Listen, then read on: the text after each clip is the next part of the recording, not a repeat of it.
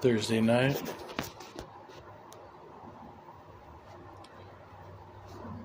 June 13th, and apparently the universe is still intact. Pay attention, AP, or you're going to miss it. This is the short version. I'm here with Ananda, also known as Nectarios. Hello. How you doing? I heard someone say that you're actually an ex-Muslim. Yeah. So I'd like to have you on for a live stream to go through this, but why don't you give everyone the quick version? Quick version is Like he's in maybe his early 20s, maybe. Could have been a Muslim. I joined Islam. I was inside. I saw the arguments against Christianity, and honestly, just in a simple sense, the fact that they were so bad showed me that Christianity actually was very intelligent, and it showed me that this intellectual tradition is terrible. It's trash. It's doo-doo water. So when I was like deep in it, I was like to the man, we have no arcs. Every arc gets defeated. You didn't find the fruit? I left you some fruit that's back there. You like fruit? That's all I got, man. Dead. We're trash. So like when I was Sorry, dead, the raccoons are coming back. yeah, and I was saying to them like, I read these passages from 48 to 53. What's our response? And I was like, guys, we're getting folded. Just because we lied to ignorant, because this is what used to annoy me as well. I saw the Dawah tricks. They would debate arguments they lost with people they knew couldn't answer. And I see this in the corner too. They just take the same args, recycle them. And I just thought, if this is what we're doing, how are we upon the truth? We have to be so dishonest, so deceptive, so irreceptive to information. So I was just like, I don't want to be in this shoddy car they sold me no more. I want to get a new car. Jesus Christ, the best car. You know what I'm saying? So, yeah. All right, well that's awesome. Well, I could barely make out a word of that. I don't know what that was. She's speaking English. We'll follow your work because you're at Speaker's Corner. You're one of the guys that's holding it down there now. Yeah. So anyway, he's got away with work. Yes, he does. Okay, let's do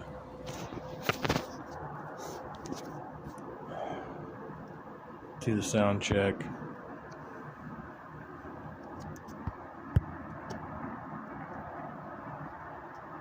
Check. Seems like it's alright.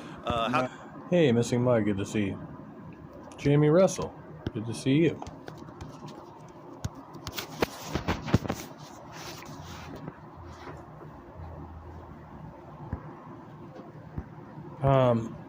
Yeah, I'll be here for a little while, just kind of hanging out. Looks like our crew's getting called off. And, yeah, a little bit of panic there earlier, but yeah, crisis averted, one might say. It's a fun little tidbit Grace uploaded of herself. I believe the Catholic Church is true, but I don't really have the philosophical backing for that. I just think it's true because my dad thinks it's true, and it's a really nice religion, and I like it, but I have trouble with it. I believe the Catholic Church is true. Presumably. I thought that was funny.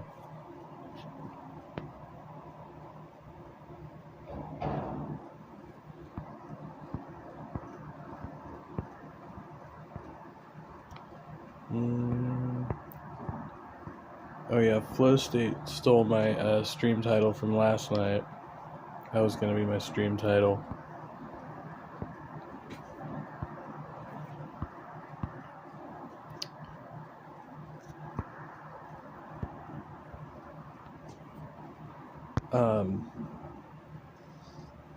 So I did finally get a write-up, which is, interesting.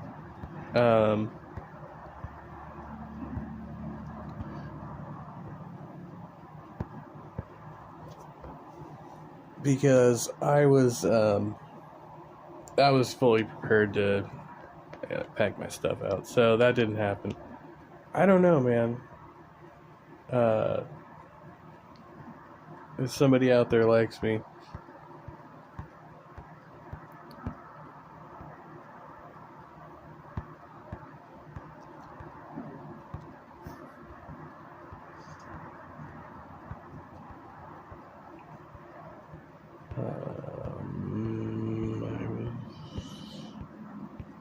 looking at some of the older ones.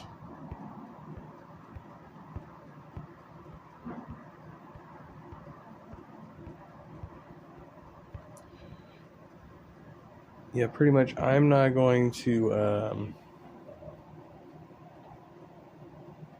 Anyway, let's just say I spent several hours kind of looking around at my options.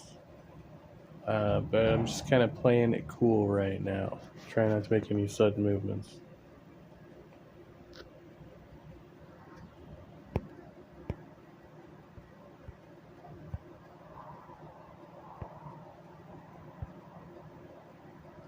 Uh-oh.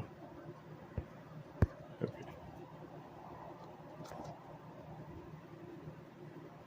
Pretty sure I looked at these in an earlier stream, but just gonna do it again just to get them out of here. From the dead. And one of the reasons I think that's possible is because the greatest miracle in the Bible has already occurred.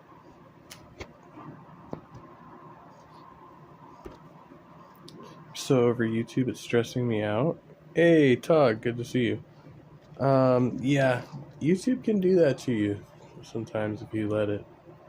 Right now it is a valuable distraction for me. So that's about all I can say, but, you know, sometimes it's not enough. So, yeah, it's difficult to balance. That's all I can really say about that. You know, it's cool when we have like nice little chats, like I had with Q earlier and Tobin the other night and stuff. Sometimes it gets really hectic though. You gotta watch out. But if this being is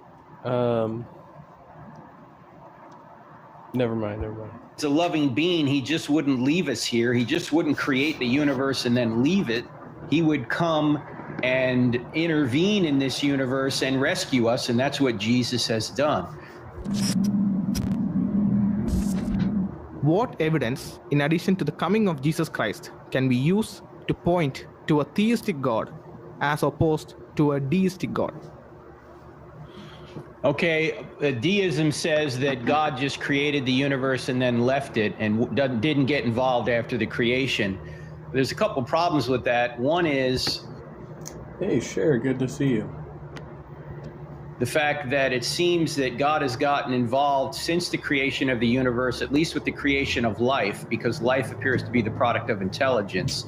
Secondly, we know through the moral law that God has written morality on our hearts, that certain things are right and other things are wrong. And we know that love is good and love is right. But if this being is a loving being, he just wouldn't leave us here. He just wouldn't create the universe and then leave it. He would come and intervene in this universe and rescue us. And that's what Jesus has done. Thirdly, quite obviously, we believe, and the evidence I think is there, that Jesus did miracles and also rose from the dead. And one of the reasons I think that's possible is because the greatest miracle in the Bible has already occurred, and even atheists are admitting the data for that miracle. What is that miracle? In the beginning, the universe was created. In other words, even atheists... What atheists are admitting the creation of the universe? It's like the one basic refuted fact that there's no creator, there is no creation. are admitting that space-time and matter had a beginning out of nothing. Hey, Hillary's email's good to see you. Well, if space-time and matter had a beginning out of nothing, whatever created space-time and matter must transcend space-time and matter. See, and whatever created, there has to be no. In other words, the cause must be spaceless, timeless, immaterial, powerful to create the universe out of nothing, personal in order to choose to create, because only a personal being can make a choice to go from nothingness to a state of creation. The being would also have to be intelligent in order to have a mind to make a choice. And so I always ask people, when you think about a spaceless, timeless, immaterial, powerful, personal, intelligent God, now, those are all the standard creationist attributes, yeah. they'll say, well, how do you know it's the Christian God? And my answer is, we don't. Yet, we don't have enough research from just the beginning of the universe. We then have to look at other arguments, including... We don't have enough research. I think there's just probably fantastic amounts of research, right? The problem is that it keeps going in circles. It doesn't actually progress. Like, into it, you guys keep making the same arguments. Like, hey, Halsey, good to see you. Whoa, what's everybody doing here? Just a minute, I need to instant fact check, is the universe still intact? the historical information regarding Jesus. And once we get all that data, then we realize that the same being who walked out of the tomb 1,988 years ago is the same being in whose divine nature created the universe out of nothing. What I think is amazing is the same evidence that they're trying to rely on to verify Jesus, right? Like archaeology, science, right? Is the same shit they refute if it ever contradicts the biblical narrative. That's the problem. So I think there's plenty of evidence that deism is not true. Theism is. And let me say one other thing to this. For atheism or deism to be true, every single spiritual experience and miracle claim in the history of the world has to be false. Now, is that possible? Yeah. It's possible. It's possible, but is it reasonable? No. If just one miracle claim is true, atheism, naturalism, deism is false. We could still have extraordinary claims that have different explanations that are naturalistic explanations, right?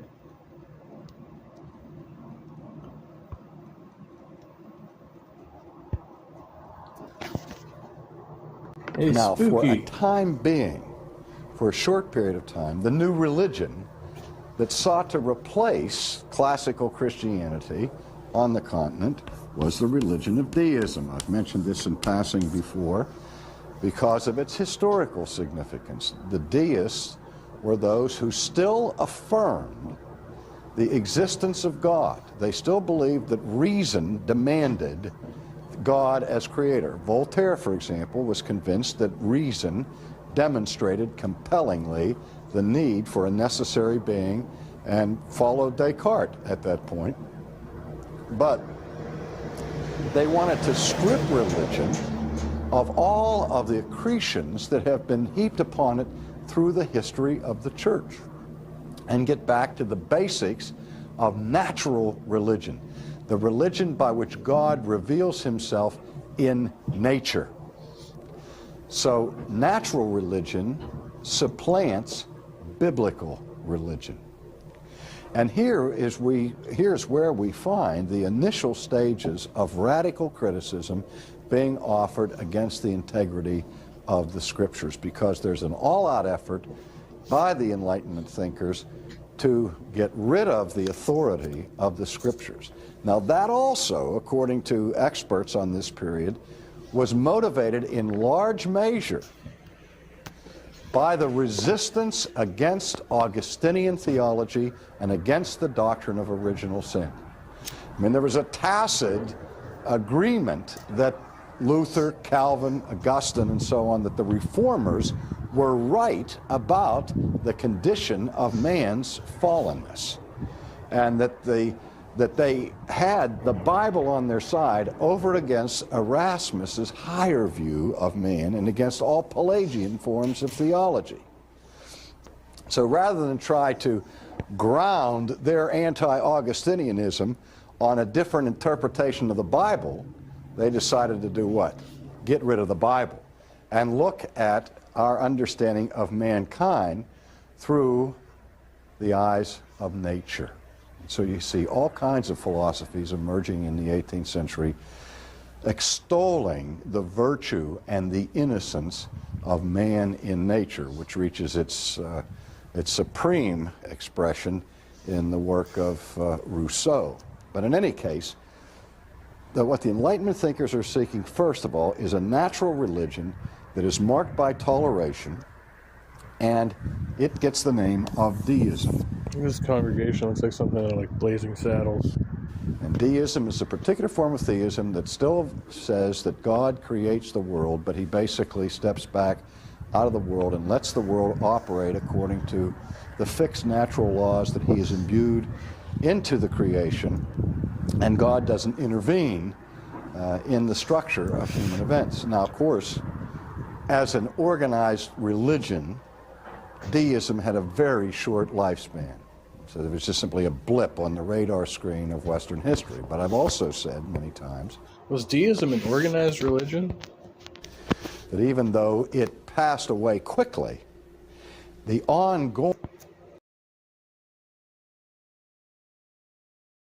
Ooh, no, that is not what I want to do. Excuse me.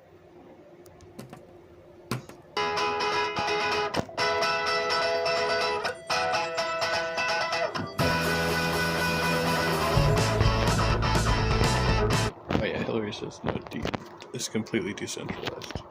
Yeah, I would think so.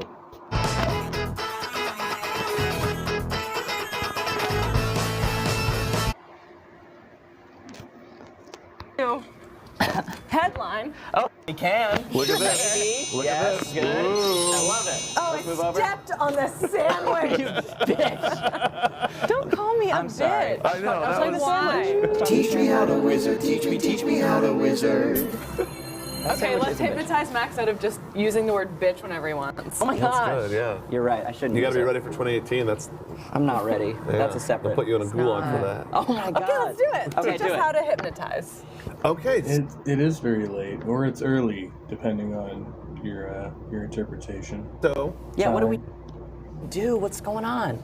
hypnosis is funny because it doesn't really exist. Perfect. It's one of these things that actually, like in the hypnosis community, there's all this debate over, is trance a real state or is it kind of like make-believe? And like I was just saying earlier with magic, it's one of those things that if you don't want to play the game, it's not going to work for you. Right. Okay. A hypnotist can't make you do anything you don't want to do. Sure. But what they can kind of do is sort of offer suggestions and help sort of guide you down a path where then what happens is your unconscious mind works along with the hypnotist in a way that your conscious mind is sort of surprised by. And just sort of goes so you're along like, with it, all right, kind of. I'm just playing along and I'm just relaxing and then, wow, I'm actually feeling really heavy and relaxed. And it sort of takes its own momentum. Right. Great. Yeah. Okay. Well, I'm down to be a subject? A subject. Great. A vessel. Great. You want to work with him to just sort of Yeah. put me under. I don't know. Whatever you want to do. My wizard's Yeah. intuition tells me you have a surprise. I do have a surprise. I brought a prop because I thought I have it. I thought that this might be something that could be useful. Ooh. It's kind of like a pendulum. It's a prism. It looks very cool. My sister gave it to me, and I keep it like in a window because when light comes through, it's very nice. Can this be used at all? Absolutely. So, Cool. you know, if Good you job, go Nat. if you go to a Thanks. Yeah. hypnotist to quit smoking or lose weight or get better at public speaking, they're all of probably the going to do a very relaxed conversational approach that's going to be kind of natural. Sure. But hypnosis used to use prompts like this because what you can do is called eye fixation. So Okay. you can watch right now and see how that twirls, and that's just kind of naturally captivating. Sure. You know, It is. It's one of It those really things is. like if you've ever, been in a dorm room and maybe using an illicit substance, and then you see that menu thing just bouncing around. Oh, yeah. And everyone just kind of stares at The it. DVD menu. Corners. The DVD menu. Yeah. And it's just so Absolutely. naturally to just Screensaver. watch something like that just begin to take over your attention. Oh, yeah. And just you can see yourself getting drawn into it. Yeah. And then the other thing that you can do is a fun little trick where you can swing it back and forth. And you swing it back and forth, and you're laughing, and that's perfectly all right I'm to laughing. We're laughing. And you're laughing, we're all having a I'm great laughing time. how fast it is. It's fast. And as you follow it back and forth, come on, let your eyes follow it. You can begin to let your eyes grow heavy. Because what's happening here is that the act of watching something move back and forth just like that naturally will make your eyes feel heavy. And as that heaviness increases, you can start to blink. It's easy to blink, and it's easier to feel your eyes go all the way down, down, deeper and deeper. There you go. And you can just feel how good it feels to let them relax just like that, to get comfortable in the chair, exactly where you are, listening to the sound of my voice, listening to the hum of the machines. And right now, I want you to go all the way down, deeper and deeper, and there you go. You can relax all the way. And you can just continue counting down from 100, letting yourself tune out of whatever conversation Nat and I have. Because all you need She to kind of work... remind you of Shannon Q a little bit. You just got back up. You all seem to still be up. Yeah.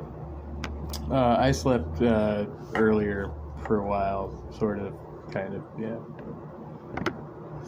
about is finding that next number from 100 to 99. There you go. All right, now he's out. I was almost out. It works. It Yeah. works real well. Yeah. So what would you like? Do you want him? You want him to get him to do a funny character? We want to play some games with his mind. Yeah, let's do some games with his mind. I feel like we do a lot of characters on the show. Being an adult is really hard. I don't know why they make us do it. Or something that I mean, is why did God make me have to be an adult? is not so easy. Not so easy. Yeah. Okay. Yeah. Since we're prone to doing characters, I think maybe something different would be interesting. Okay. Even just like making him do something or say something Making as him, himself. making him do something or say something. All right. How about every time you take off your glasses, he's gonna blurt out something embarrassing about himself? Okay. That's got to be true. Yeah, that works. Okay. Yeah. And so, Max, as those numbers keep on taking you down, I'd like you to find a suggestion that's going to feel a bit like a fun game. Because we're on your show, and we're here to have fun. That's right, you can smile, because we're here to have fun. And it'll be so easy to find yourself playing this wonderful game where every time Nat removes her glasses, the urge to burst out with an embarrassing and absolutely true personal thing will just come up. Beyond your control, beyond your ability to even try to stop it. And if your unconscious mind can play along with this game, just give me a nod right now. There you go.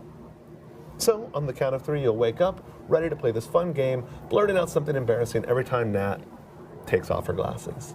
1, coming back up, 2, almost there, and 3, all the way back up to the room. How do you feel? I feel good. It feels good, right? Yeah. It's very relaxing. It's very easy. It is very relaxing. Yeah, it's Those very- numbers, I'll say, it focuses you a lot. I feel like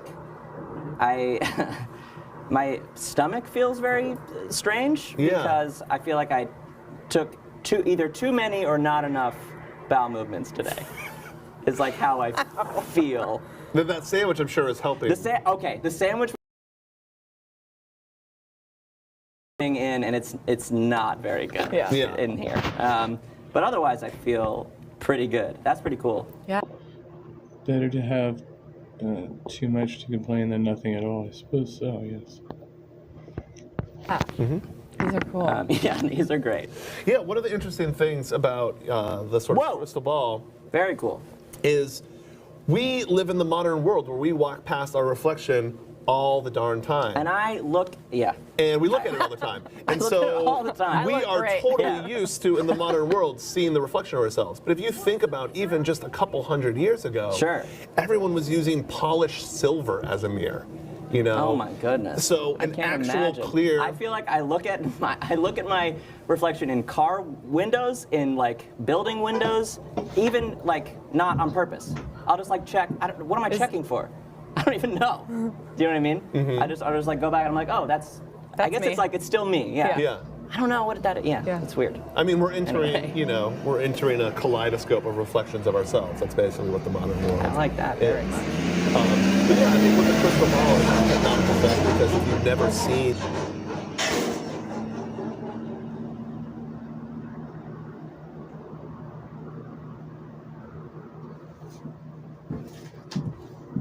Oh, pause the video, my bad. it would just be sort of naturally captivating. You guys are both staring at it right now. It's very It's captivating. very captivating. So let's go ahead and put you back under so you can watch this right now and you can Cool. remember exactly where you were at those numbers and your eyelids I do remember exactly where I was. I know. Huh. And those eyelids can close. And you can take a breath in through your nose and out through your mouth and just relax all the way down. There you go. Keep counting those numbers. There you go. And let's go ahead and just switch if you don't know, places. this is the wizard Devin person. Okay. We have about 1 minute. And so, Max, while you're counting those numbers, I'd like you to remember I like this other way. It's a bit better to complain in a full stomach than an empty one. that there's some things that it's fine to remember, and other things It's like that how it's you shouldn't get stoned before you go shopping, right? fun to forget. And right now, you're going to forget that I even asked you to go under. And when you come back, you'll experience surprise and disbelief at whatever's changed around.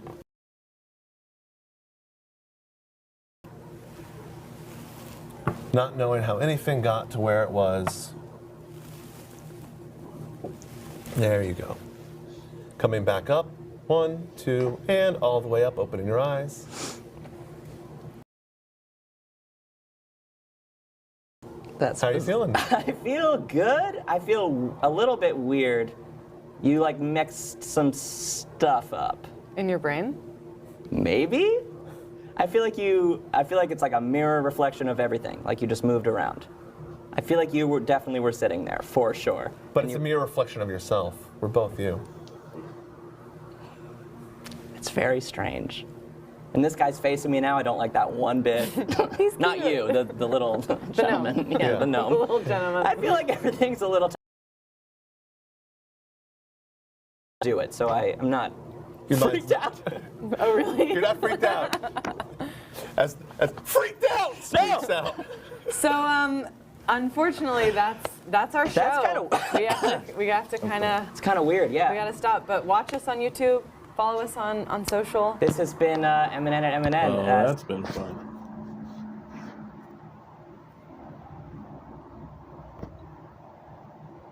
I want to get back to the fucking list.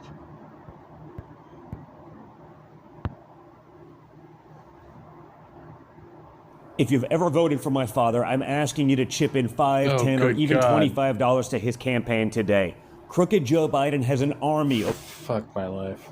Actually voiced a matter that I thought should have been direct. Should have been discussed or brought up for discussion years ago. I couldn't believe that somebody actually did it, and I couldn't believe that it was one of our own bishops who actually found a problem and announced it. It was good. It was very good. I was very pleasantly surprised. It was good. Now, I imagine it's a little bit bittersweet because on the one hand, we're happy that it's acknowledged, but as I see it, this is one bishop in one diocese, again, a conservative bishop in a conservative setting where this is taking place. My gut tells me that this is perhaps the tip of the iceberg and that this sort of thing has been going on in many other places and probably was a lot more common in the 70s. They did the sacrament with pizza and Coke. In 80s and probably the early 90s. Would you agree with that?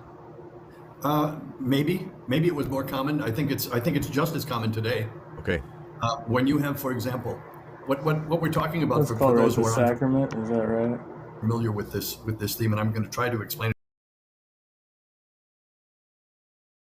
A couple of broadcasts or programs in South America when we were talking about the validity of masses, validity as opposed to illicit, something that was licit or illicit, valid or invalid.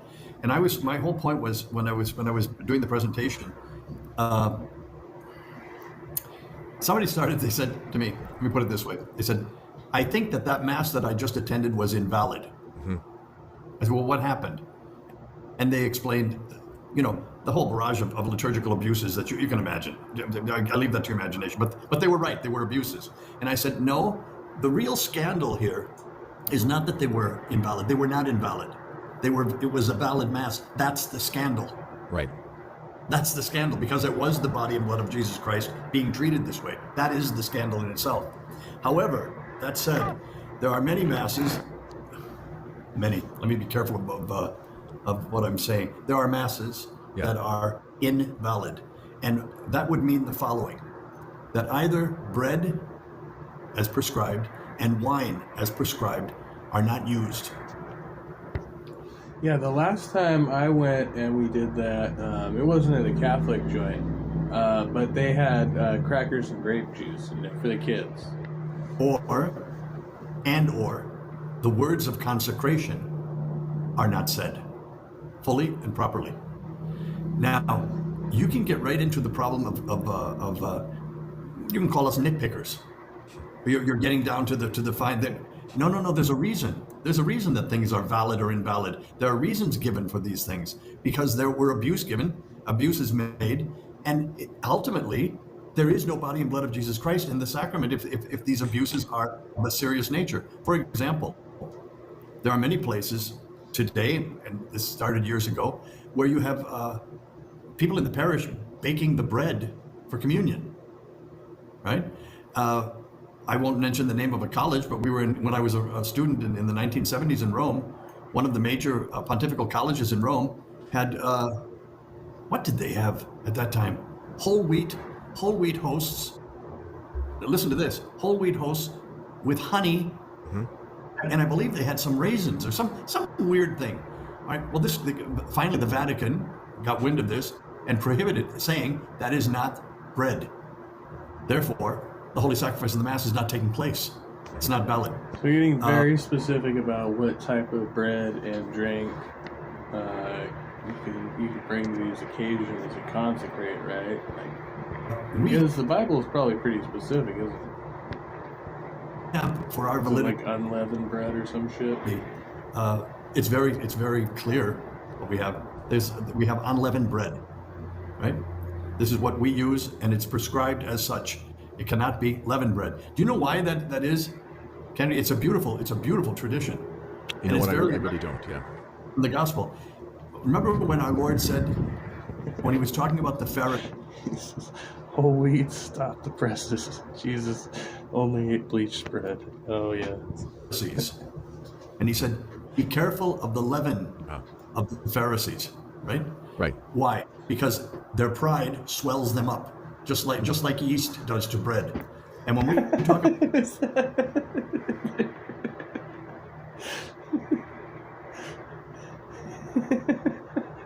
It's just made me laugh. It's just their pride swells them up like yeast does to bread. About somebody as being proud or arrogant, we talk about him or her as being full of themselves. And a lot of times we say full of hot air, right? Right.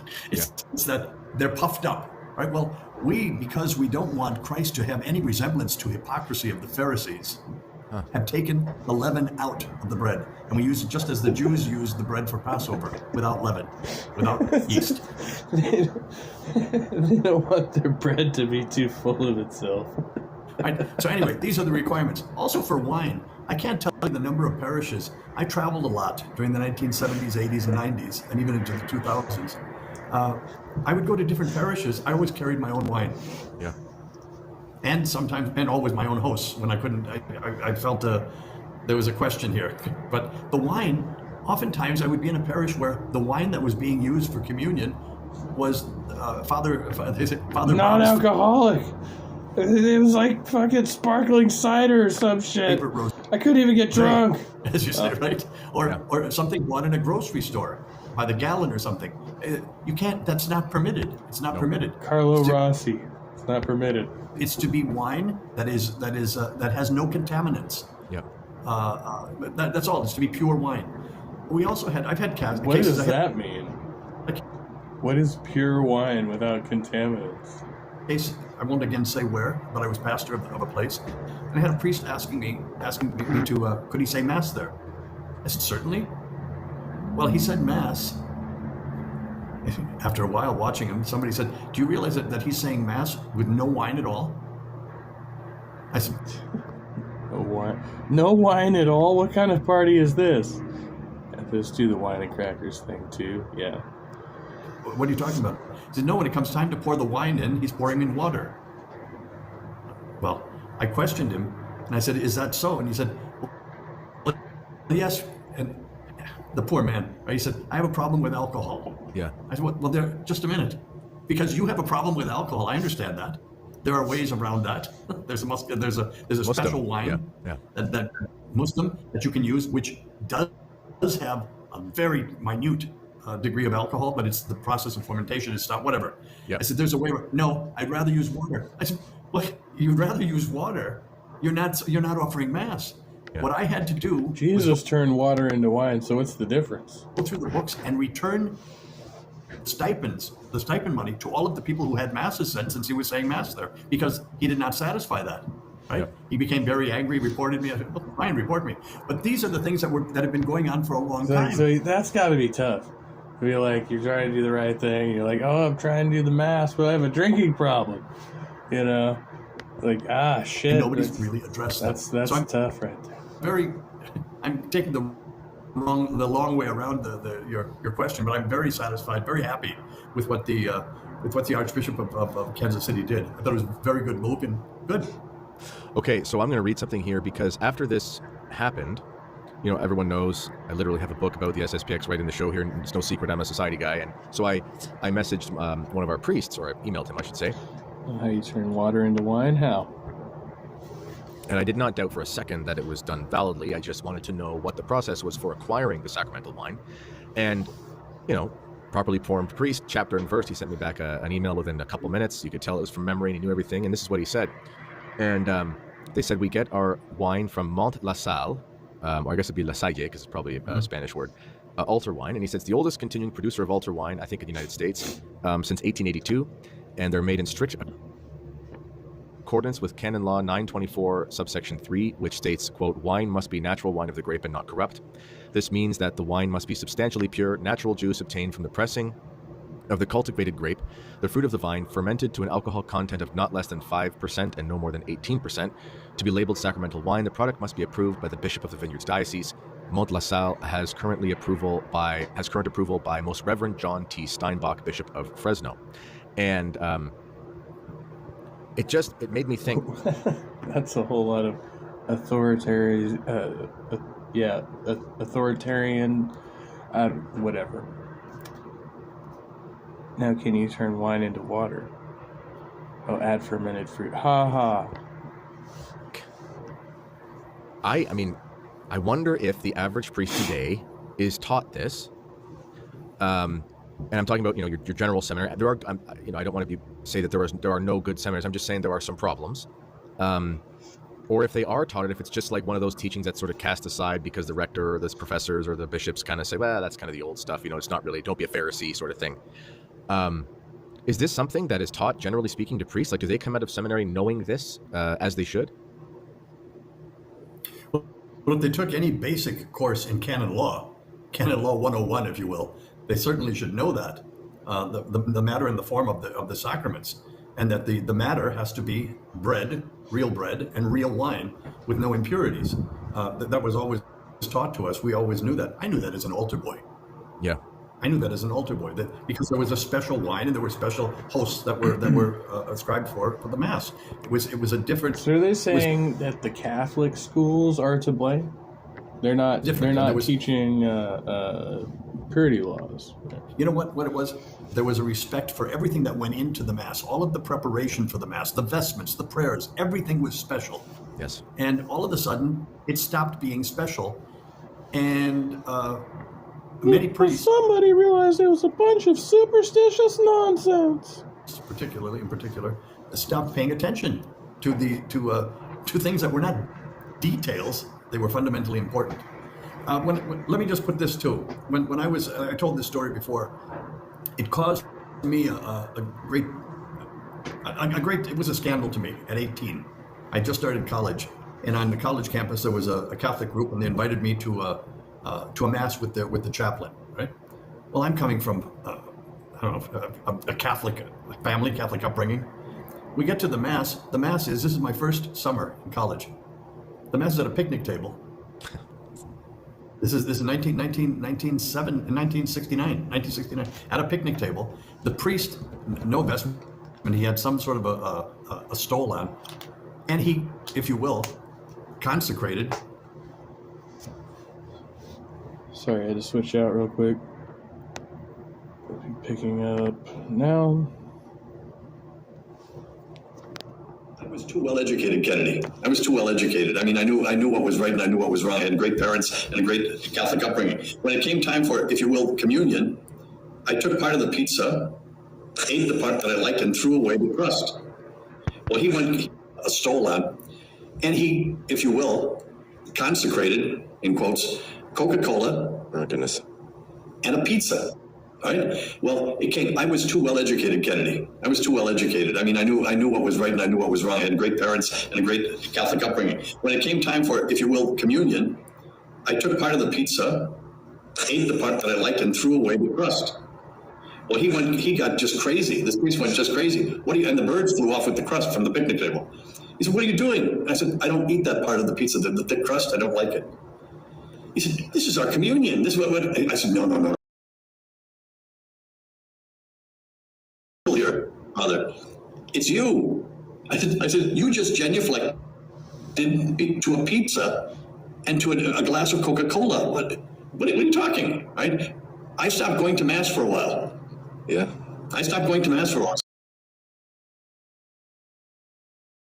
Ridiculous. This is absurd. It took somebody sane with whom I was speaking to get me.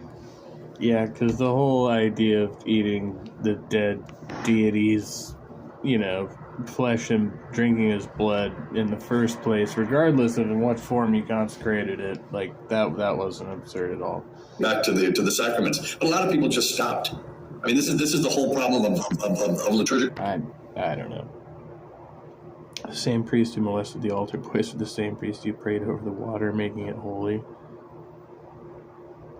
Oh, a joke about going to pee. Yeah. Abuse. When you don't perceive that the priest himself, I've heard that you can. Well, never mind. Has any I respect won't go into that. That's for the Blessed Sacrament, it causes damage to anyone who's observing that or who's observing the lack of respect. Okay. Well, yeah. I think you're a similar age to my father. He was born in 1951, so he hasn't. I got him by a year. Yes. Okay. He hasn't gone back to Mass since the changes, basically, because it just. There was a Canadian politician. He was a liberal, but he was weirdly kind of smart. It happens sometimes, and 70s now. He was at least raised in a sane education system, so he was a lawyer, had the ability to think. His name was Thomas Mulcair. He was from Quebec. Anyway, he was the leader of opposition for a while, and I remember reading in his autobiography, or a portion of it, that he's Quebecois, grew up daily Mass, all the things, as you do in Quebec. It was the most Catholic country in the world, let alone province, for many years. And he said at some point everyone just stopped caring and they stopped going. Now there's more reasons to that. Obviously there were problems before the Mass changed, and it's not only that, but nonetheless that was sort of the straw that broke the camel's back. And it's a very common story, and it really is. A read here from Archbishop Lefebvre's book, Open Letter to Confused Catholics. I think they would, but they were mad. But I think it would be better to have that and have nobody, because I think most of the faults of communists come from fear. And if they had no reason for fear, they would soon become much milder. Some of the so-called faults of communists are Russian politics rather than communist politics. No, of course the communists are. I've often said in print that if Russia was still Tsarist, the situation would be exactly what it is, not different one iota. There is no newspaper that agrees with me, as far as I know. No important newspaper agrees with me. They go with Gateskill. The Guardian is no good at all nowadays. You'll see a letter from me to the Guardian in that edition there, protesting against their leaders. Oh no, the Guardian's very bad. The Guardian is worse than the Times. The Times is fairly good, considering it is the Times. Yes. You see, a newspaper will print a very short letter from me. It won't print a long one. And in a short letter, I can't set it out. And the newspapers are determined that the public shall not know what we stand for. I think it's all respect for British prestige. They can't bear admitting how unimportant England is nowadays from a purely military point of view. That's their pride. I think we can still be important diplomatically and morally, but we're not important militarily. He spoke of how the movement for unilateral disarmament began. a broadcast I did in Christmas 1954 or 53, I forget which I called Man's Peril. And that started the movement everywhere. That was the beginning. Immediately after that, I got a collection of scientists from both East and West to sign a joint document, which was the last act of Einstein's life to sign it. I was traveling from Rome to Paris by air, and the pilot came in and announced to the passengers that Einstein was dead. And when I got to Paris, I found Einstein's letter agreeing to sign. And that started a whole movement among scientists, which has gone on and been very strong. It's stronger in America than it is here, a great deal. The American scientists are much better than ours. Well, I mean, there are a much larger percentage of them who are willing to sign things and so on, expressing our sort of policy. I find it difficult not to get a little fanatical because the issue is so large. It's the largest that's been since Noah. And we have no ark. No, we have no ark, no. I had thought of bringing a bill into the House of Lords that we should at all times, while nuclear things are so unsettled, have a ship in the Antarctic with at least one woman on board of childbearing age, and of course a clergyman of the Church of England to marry her to whoever she wished to marry. You see, there's quite a chance that the Antarctic will be more or less free from fallout. And, Alright. So, it says in the book that Jesus was telling people not to give their last loaf of bread to the church. Makes sense. So we're going to come full circle. Back to this video I was watching earlier. I did a small segment of it. But this is actually one of the longer videos I've seen from... of course, it's gonna make this shit complicated. I hate when YouTube does it. It's like, obviously, the channel I'm fucking subscribed to. Thank you.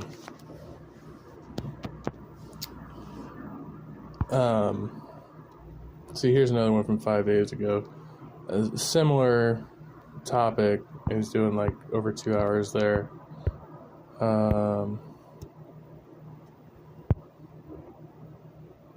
This one right here. So this is, should Christians publicly debate atheists?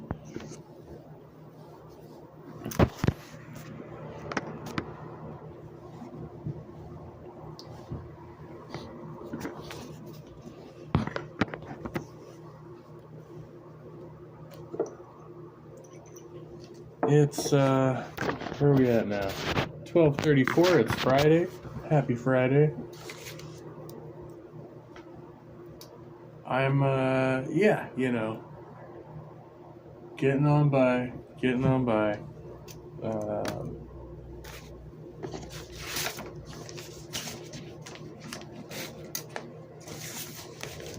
Headlines from the Richmond Post. Biden campaign faces an urgent challenge to reconnect with black voters. As President Joe Biden and Vice President Kamala Harris ramp up their 2024 re-election campaign, concerns are mounting among prominent black Democrats and operatives regarding the administration's communication efforts with black voters. Despite significant policy achievements, there's a growing sentiment that the campaign hasn't effectively conveyed these accomplishments to the black community. The National Newspaper Publishers Association, NNPA, and Roland Martin Unfiltered, two major black-owned media entities, weren't formally notified of the campaign's recent black voter outreach kickoff. The oversight has intensified criticism that the Biden campaign fails to engage adequately with influential black media. Martin, a prominent black media mogul, expressed his frustration on his show, stating, "The Biden-Harris campaign must get black people off the couch." He emphasized that many black-owned outlets, including his Black Star Network, could have helped boost the event, reflecting a broader disconnection issue.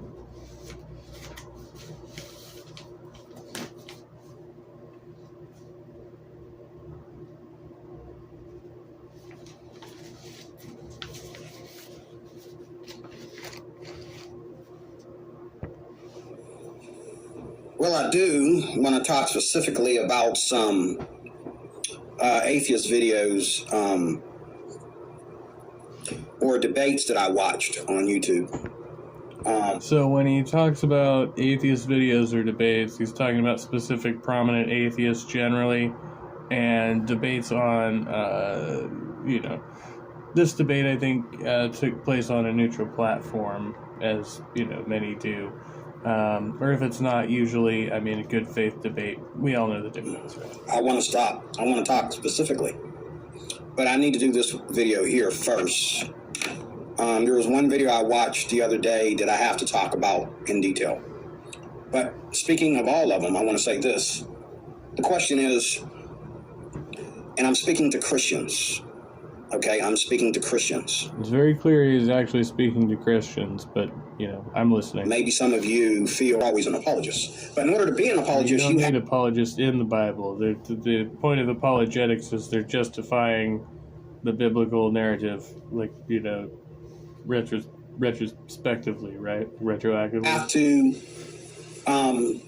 have the skill of asking questions and answering trick questions, okay? You have to have the skill of asking questions that people will be crazy They're enough. not trick questions. They're just, I guess they could be trick questions, but that's just to answer. Now, the question of this video is, should Christians publicly debate with atheists? Is it worth it to have the debate, especially on a public forum? Yeah. My answer is no, absolutely not. And this is why. He says no, absolutely not. Christian says that Christians should not debate publicly with atheists. Okay, let's find out.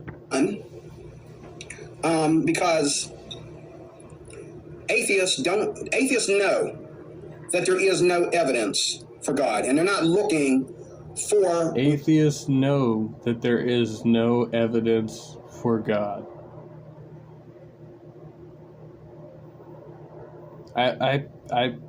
Okay. Yeah.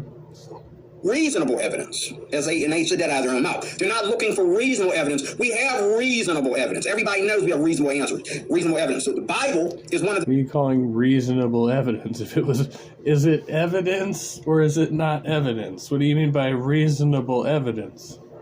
There's reasonable evidence. He says the Bible is reasonable evidence. Evidently not. The evidence shows that the Bible is not reasonable evidence to, pretty significant number of people. Archaeological discoveries is another one. Okay, history is the biggest one. Okay? History is the biggest one. I think history is the worst one you got because human history precedes the Bible, yet the Bible claims to describe the events that happened in the beginning when the events that we have in recorded history clearly contradict whatever the Bible's narrative is. So that's kind of a problem. And literature that goes back in time, Christian literature, discoveries, even some science is reason to believe in God. No reason to believe in God. They're just not the best reasons. Want reasonable evidence. Well, we have reason to believe. No, they want you, like Matt said, they want you to bring God to a debate. I want you to do it. See, he's gonna do this quite a bit. I don't expect you to bring God to the debate. God, if he's out there, is perfectly capable of bringing his own ass right here and showing me.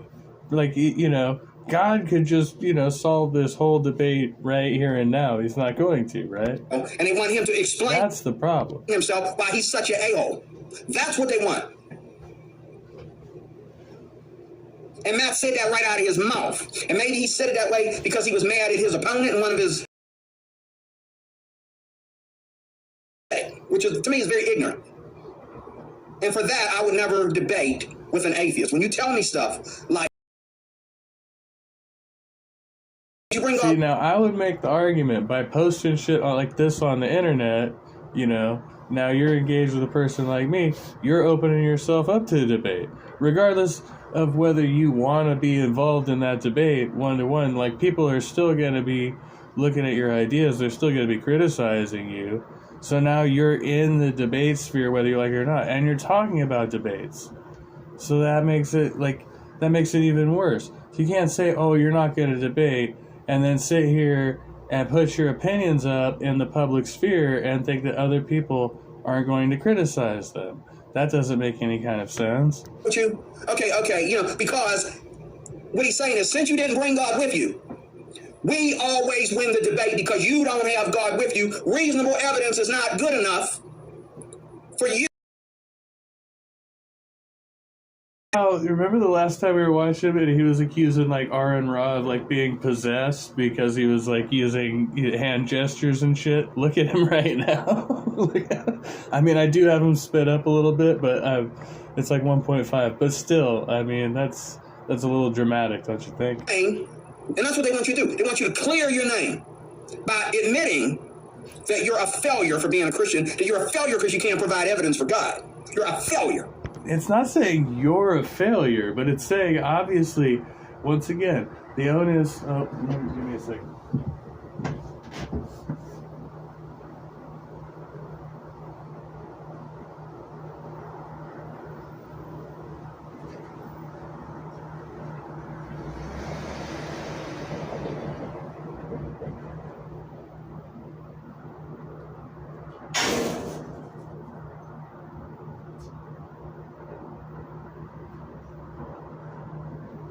Yeah, it's not really on you in this case. Like, it's embarrassing for you because you're trying to argue for, it's like arguing for your like absentee, like he's all powerful. He can do this all himself. He can just show himself, right? He can just reveal himself. He's not going to do that. You have to argue for him, and then in turn argue for why he doesn't reveal himself. So the failure is on the part of God, right? Your failure is just in not seeing that, I would say. And it's embarrassing for the believer in certain situations. But hey, that's just my... God, he just... Thank God is an asshole. He's talking about Matt Dillahunty. And Matt Dillahunty would say that, for sure. I've seen him say that in debates. And you lie. Now they don't want to call us liars. If we're Christians, we're liars because we're saying that, that this is evidence for God. That's a lie. We're saying, there's scientific evidence for God. That's a lie. We're saying that there's reasonable evidence for God. That's a lie. Everything's a lie now. They're just flat out accusing us of lying. And then they get you up there. Are you saying?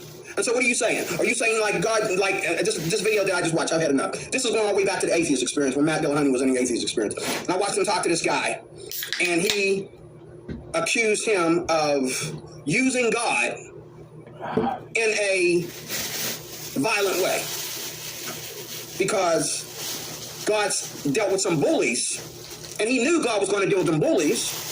He predicted that God would deal with them bullies. And, does the Bible not say, I will punish, says the Lord, vengeance is mine? What, you think God is just this guy that's going to sit back and he's never going to put his hand on anyone? He's never going to, and then that's the other thing. And I caught this head on in a video that I watched last night. Right, so this guy is not your typical Christian. That's the reason he said he's not, because he's going with it. He's like, oh yeah, no, he's a vengeful God. He's definitely, he's gonna fuck you up, man.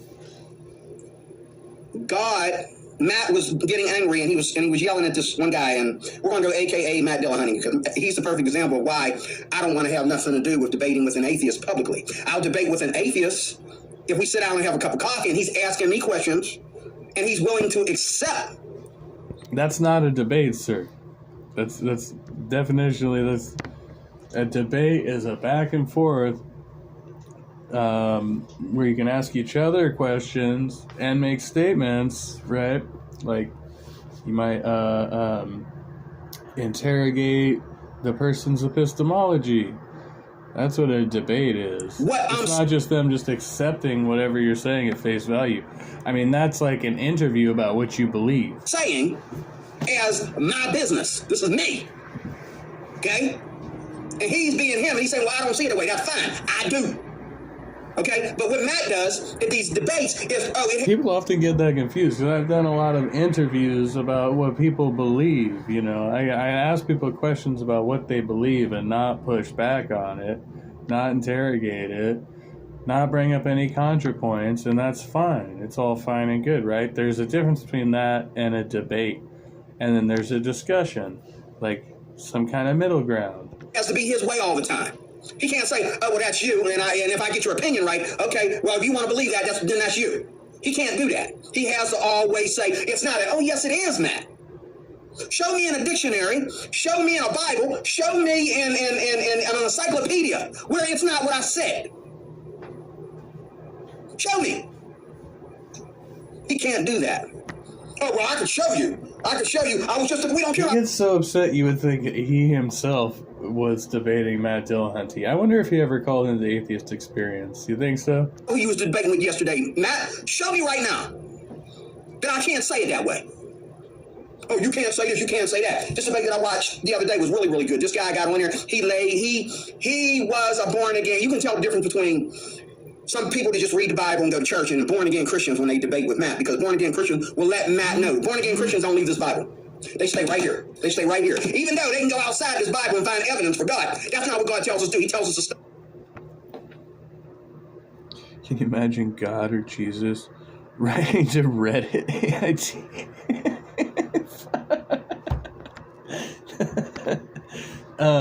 So I do or did follow God's Twitter profile and Facebook profile, but I think they took him down. He was doing some great work out there. The word. So they get up there. Born again Christians will get up there and argue with Matt. And at the beginning of the debate, will say, "Hey, Mr. Paul or Mr. Whoever, you know, would you like to start?" And he'll start quoting scripture, you know, and he'll say, "This is what we Christians believe," you know, and just like the Muslim guy said, "These are the words of Allah." And who was he arguing with? He was arguing with Aaron Raw. Wait a minute. No. He was arguing with Matt. I watched one Muslim argue with Aaron Raw and the other one with Matt. The one that was arguing with Matt kept saying over and over again, "These are the words of Allah. These are the words of Allah." And the words of Allah say this. And see how the words of Allah, okay, now Matt's going to turn around and say, well, he's not a scientist and all this kind of stuff. When he's always throwing science, just like the rest of them, in the mix. Well, I can tell you, I'm not big on science, but Good morning, or Wooly. Good to see you. I can tell you, you know, you're not big on science, you're not big on science, man. If you're At just the right time.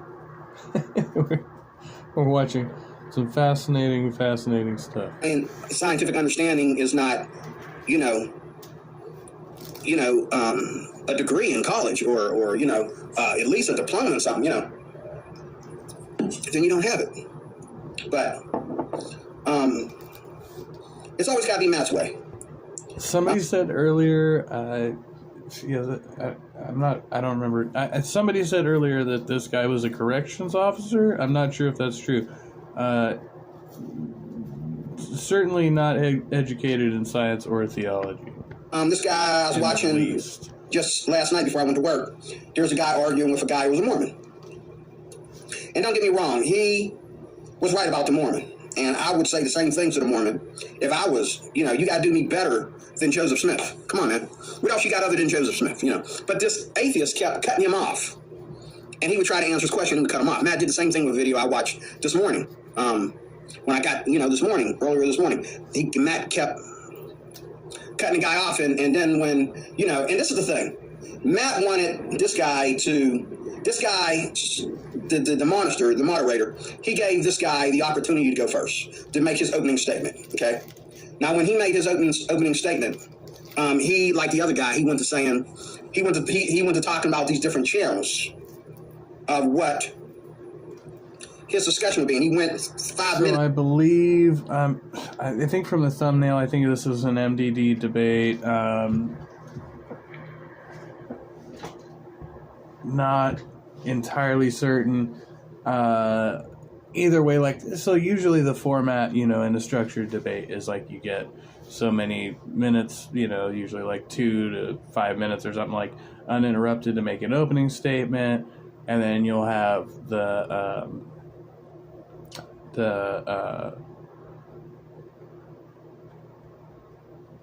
sorry, brain fart.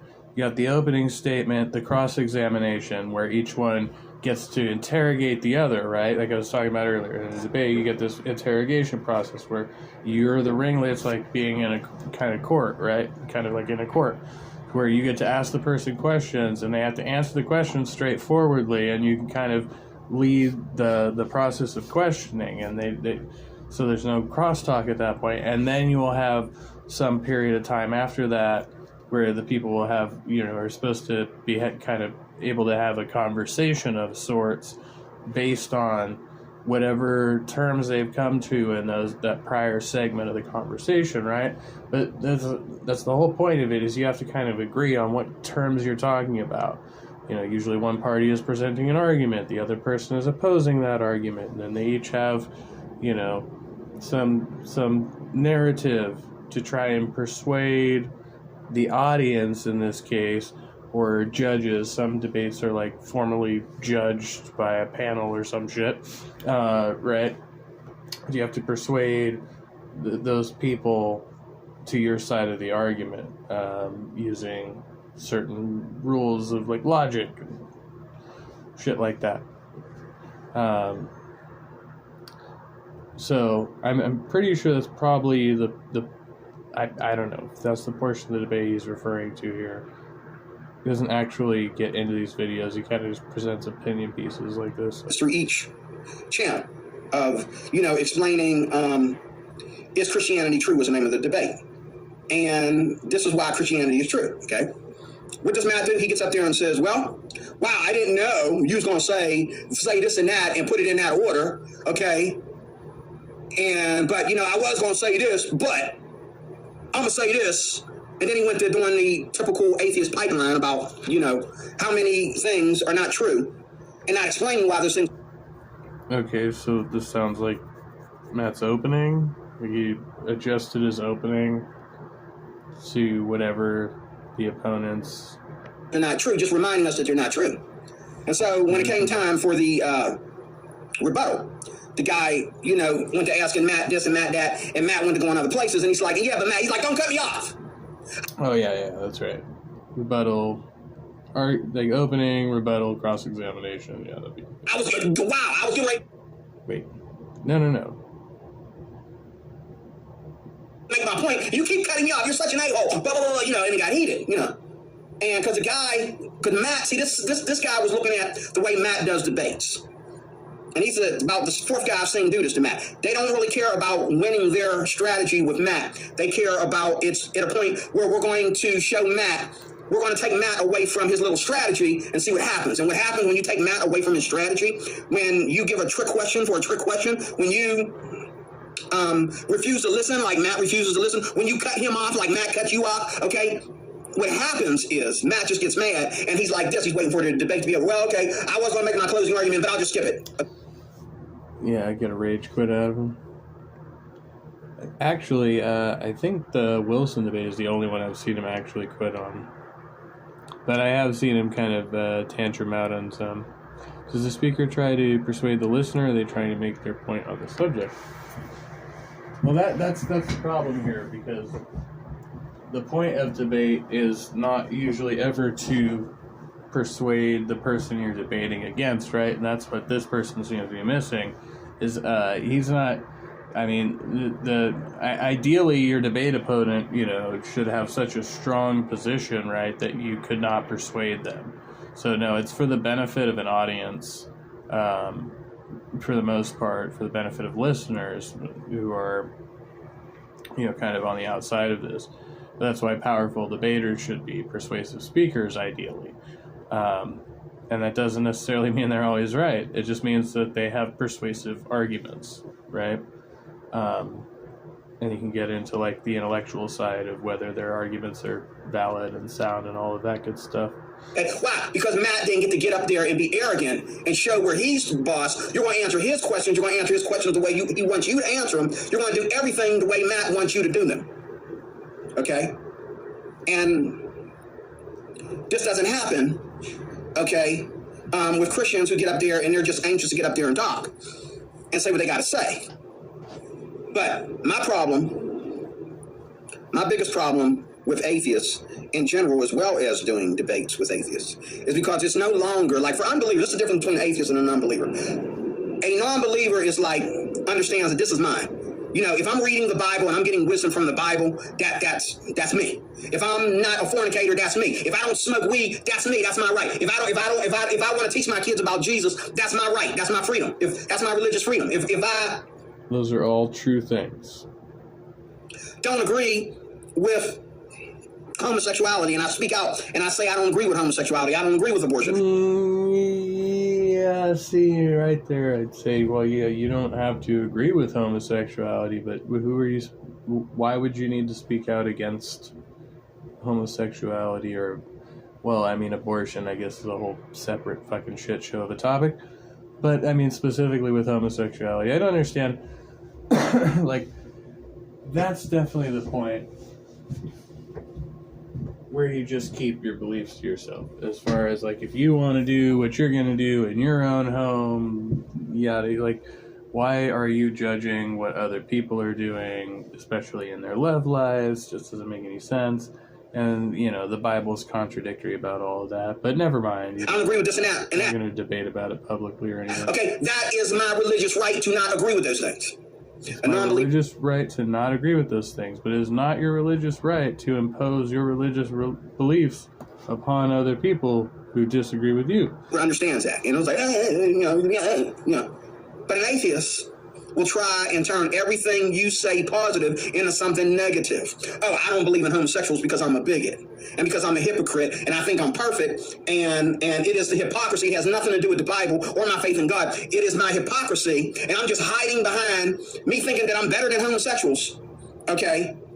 To win my argument or to win the topics or whatever. It's never. Take a breath. That goes against my religion. Where when I go to work and I meet I guys. hear a lot of that, yeah. It goes against my religion. Your life, your identity. It goes against my religion. That's that are not against you. Atheists and women that are not atheists, if there's something that I don't agree with, they might laugh at me, but they don't get mad at me and try to like get me in an argument about it because they know they're not going to win and they understand that I'm trying to be, and there's nothing wrong with me trying to be a better moral person. See, and once again, he's confusing actually like winning the argument to persuading him because you can still be wrong. Like somebody can beat your ass all day and you can still be wrong. You know, that's what these people don't understand. As a Christian, especially if I have a reason, a religious reason, to be a better moral person. There's nothing wrong with that.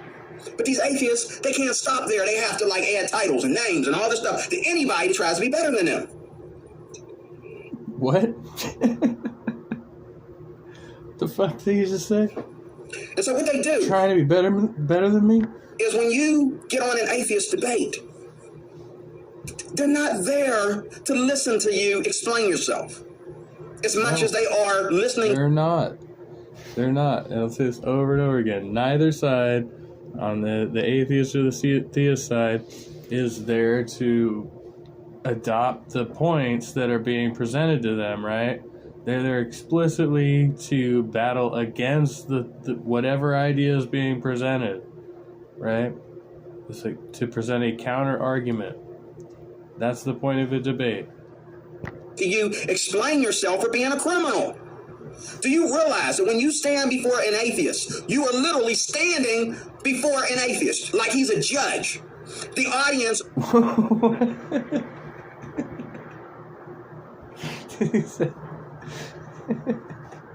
Hold on, just check that out again. And so what they do is when you get on an atheist debate, they're not there to listen to you explain yourself as much as they are listening to you explain yourself for being a criminal. Do you realize that when you stand before an atheist, you are literally standing before an atheist like he's a judge?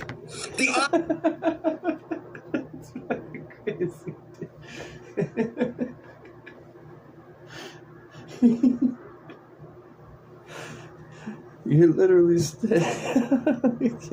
like I'm judging you. Yep, this is me judging you like a criminal for being a Christian. That's what's happening here. Audience are the jury. They're the audience are the jury. That's his interpretation here. Okay. prosecution. They are there to judge you. They say, don't judge us, but they're there to judge you. If you Yes, they are there to judge your argument for particular. It's too much. Did you realize that when you're standing before a kettle, you're literally standing before a kettle? Had no idea. You are a Christian. When you go to a public debate, their whole thing is to make you answer for being a Christian as if there's something wrong with being a Christian. Their goal is to make you answer, number one. Number two, put it in your thick skull that that's wrong, number two. And then three, mock you and laugh at you. Find some kind of entertainment out of it for you being a See, now I feel just a little bit bad. Just a little bit bad. No. We're not laughing. Well, I am laughing at you right now. I'm sorry. Apparently the Christian is trying to prove they're better than us when debating. Yeah, I thought that was the whole point. Christian. Like, because he said he literally does think he's better than us, right? But then he's mad because they're the object of mockery. I think he's a little confused here. And number five, the whole point leads to, we want to make you feel a certain way. Because if you feel a certain way, and all you're left with is anger and frustration and humiliation, in the middle of that, you look down and there is no God there. Because you're angry, humiliated, frustrated.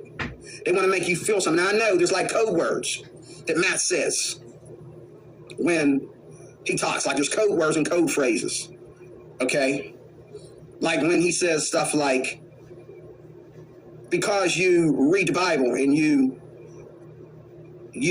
can quote certain verses and you've read complete chapters and books and you know this and you know that. That doesn't make you, he'll say things like that has nothing to do with the life with the vernacular that we live in.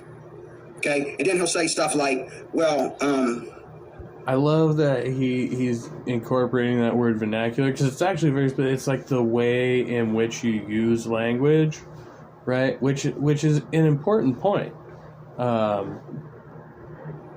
Most people that read the Bible can't live out the Bible. They can't, and that's a lie. We actually do live this Bible. We can live this Bible. He says that. They're living the Bible. And then he talks about how hypocritical all Christians are. He never cares about the person that he's talking and listening to. He just cares about the same vernacular for everybody. Like everybody's a liar. Everybody hides behind. See, and I again, he sneaks that in there, and I don't think it means what he thinks it means, but it's actually kind of relevant. And this is the thing. The difference between Christianity and other religions is that everybody comes to Christianity from an arrogant Matt Dillahunty type of place. Now, Matt left. He claims that he was in a church for 20-some years. He keeps saying it differently. I could have sworn last night he said 3 years or something like that. And when he was on the Atheist Experience, he claimed that he was in a church for 25 years. Okay? Jeez, he's getting all these facts wrong about Matt and R and all these guys, laughing at him over and over again. Has he got how to spell his name stuck on the wall behind?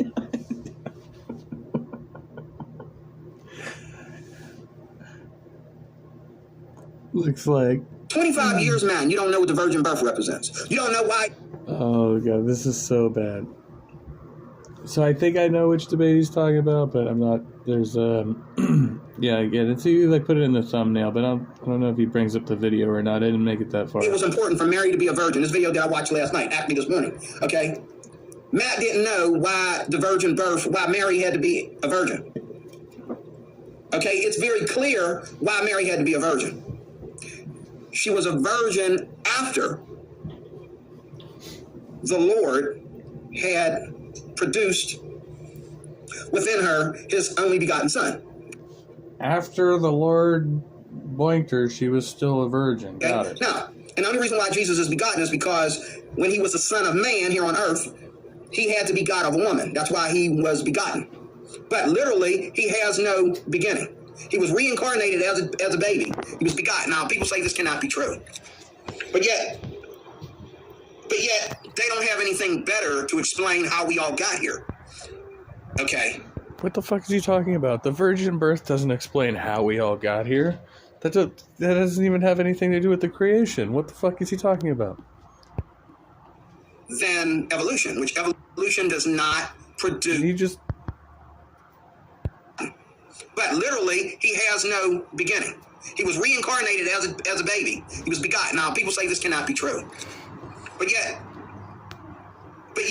they don't have anything better to explain how we. You just. And the only reason why Jesus is begotten is because when he was the Son of Man here on earth, he had to be God of a woman. That's why he was begotten. I didn't even catch that earlier. So now he's talking about the virgin birth like it's creation. Like, that's not even what the fucking thing says. He's like, some shit because Jesus was born a virgin. That's why evolution isn't true. What is he talking about? Literally, he has no beginning. He was reincarnated as Jesus has no beginning and was reincarnated, which would make any kind of sense. You wouldn't be reincarnated if you had no beginning. You would just be incarnate, I guess. So that doesn't make any sense. But no, wait, what's the next thing? The baby. He was begotten. Now, people say this cannot be true. But yet they don't have anything better to explain how we all got here. Okay. Jesus. I'm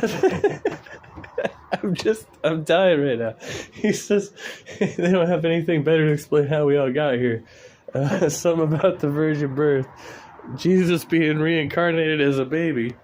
Than evolution, which evolution. And evolution. So confused. I thought it was just me. I thought he couldn't possibly be saying what I think he's saying, but he is in fact saying that. Does not produce facts about human life. It does not produce about. Oh shit! Jesus proves evolution. The virgin birth is how the entire universe was created. Any Christian knows that. Of facts about, how animals have formed. It might be able to tell how,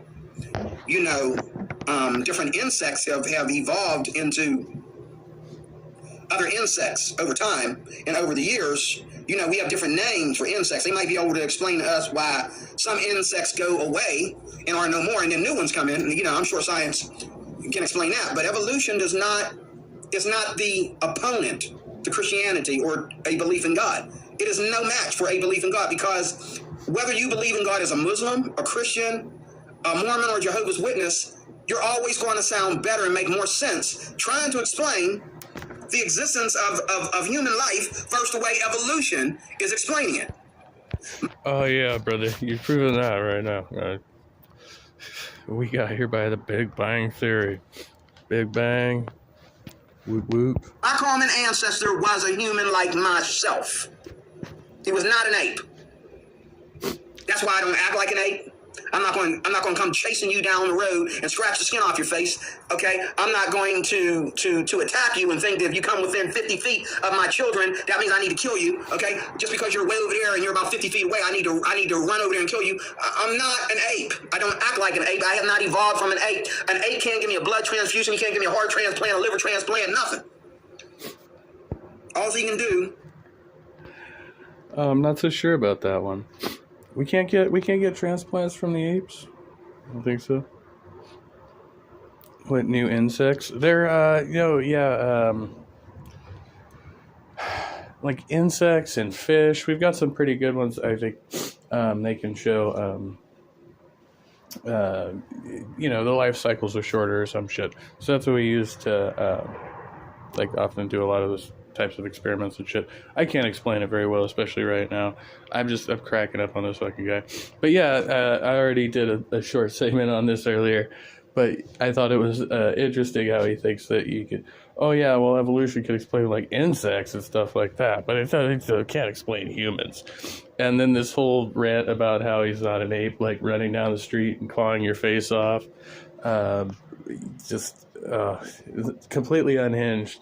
But I completely missed the whole part where he goes from how the virgin birth explains creation somehow, which is nonsense even from a theist perspective. I don't know how Anyway, completely discombobulated rambling. Just kill me. I can tame him, but not like I can tame a dog. Okay? I can tame him, but if I tame him, it's like, you know, owning guns. Like, you gotta really be careful about what you're doing, or you're gonna, like, accidentally shoot yourself in the foot. You gotta really know what you're doing. And then you got to, like, you know, it's just like harsh chemicals or explosives, you know, or whatever. You gotta put them away from everybody else and have them in their own habitat, because one little wrong blow of the wind or one little spark of a match or whatever, one little wrong imbalance and kaboom. Okay, you just blew up miles of territory. Okay, so you know, it's the same way with us going outside of what the Bible says, and not being able to explain what man is saying, and letting what man is saying lie to us. First, man saying what we're saying about the Bible is lying to them. But whenever you go to an atheist debate, you are there to explain yourself. This is why Matt gets mad at almost 100% of every one of his opponents, because the opponents don't understand that they are on trial. Now, there's some that'll get on there and they get laughed and mocked out, but that's what the whole point of them being there is. They're not there to make sense, no matter how much sense they make. If they make sense, everybody, I've watched Matt, everybody that has gotten in front of Aaron Raw or Matt and made sense, they were considered being insubordinate. You were being insubordinate and being disrespectful because you read from the Word of God with authority. You said what God was with authority. You said who you were and what your title and what you know what you're talking about with authority. And they pronounced you as insubordinate, called you a J.A., an a-hole, okay, and all kinds of names. Why? Because you came in with the same authority that Matt comes in there with. Hey, Matt, I'm talking. Excuse me, Matt. You had your 25 minutes. It's my turn. Don't talk over me, please. Did I stutter, Matt? Did I stutter? Do we need to put the Word of God on the screen, Matt? I'm reading from the Bible. I know you don't like my Bible, but I'm a born-again Christian, Matt. Did I stutter? Now, we already talked about evidence outside the Bible, Matt. Now we're talking about evidence inside the Bible, Matt. Why is that a problem for you, Matt? Can I finish my statement, Matt? Do I get my whole 25 minutes, or you want to keep cutting me off? This guy that I watched this last night, he kept going to the moderator and saying, hey, you keep giving Matt more time. And he kept apologizing, but then when Matt talked, it was like, Matt's God. And everybody's agreeing, Matt's the man. And, you know, and whenever Matt is communicating with Christians or Muslims or anybody of another religion, okay, especially Matt out of all of them, Matt is the boss. It's like, you know, it's like he's the Dr. Phil, and you're just a guest. I thought that this guy is a bachelor degree, he's a doctor. Dr. Phil, huh? I'm not a big fan of Dr. Phil either, so... We share 98% of our DNA with apes. Yes, and they did a monkey heart transplant. Oop.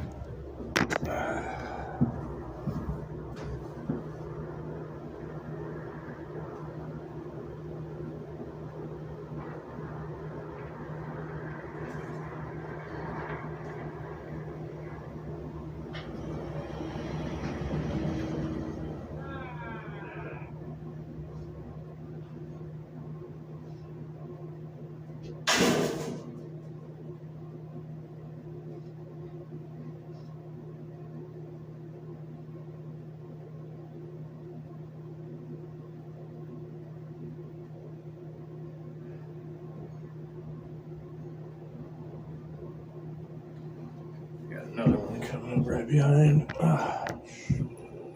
Whatever he's a doctor at, and Matt is got his title in atheism, okay, as a secular humanist or whatever, okay, and they're talking. I thought they were equal. I thought there was equality here. That's the other thing. There is no equality when a Christian goes and presents himself, and that's what you're doing. You're actually presenting yourself in a courtroom. You end up defending God. You end up defending him. You end up saying, God didn't say this, God said that, and what's wrong with God doing this, and what's wrong with God saying that, and God didn't mean it this way, and God didn't mean it that way. This is what God meant. You're lying and making up stories and exaggerating about what the text says. You know, you're going to defend God, the Bible, and... There's quite a bit of this. I got a couple vehicles coming in and out. Matt didn't give due to reach around.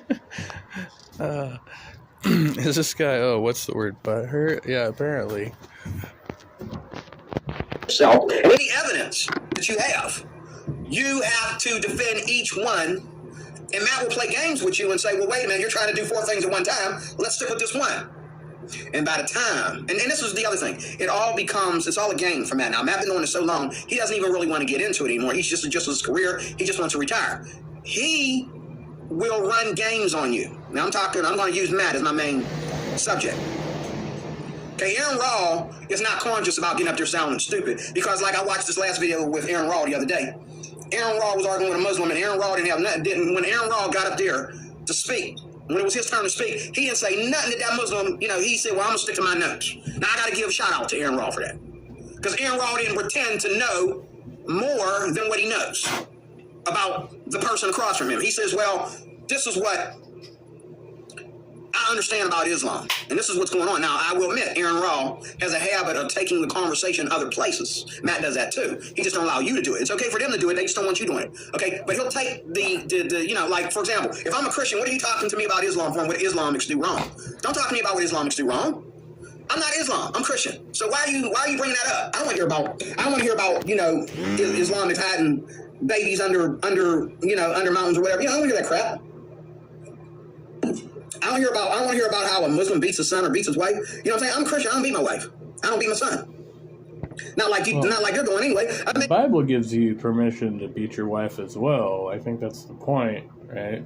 Why are you bringing that up? Why are you telling me this? But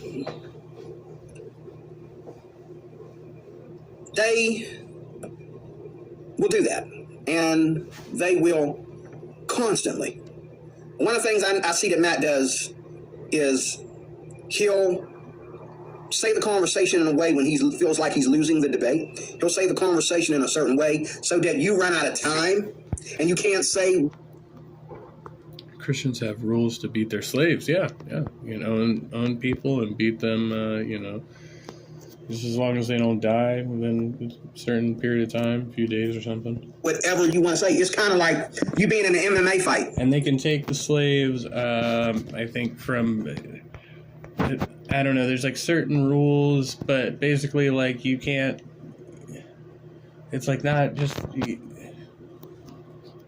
it's like basically like you can't take them like from your immediate neighbors, right? But it's like you could take them from like the next guy. I don't know, something like that. Or a boxing match, and I'm not extremely familiar with all that, but I know there's some, weird.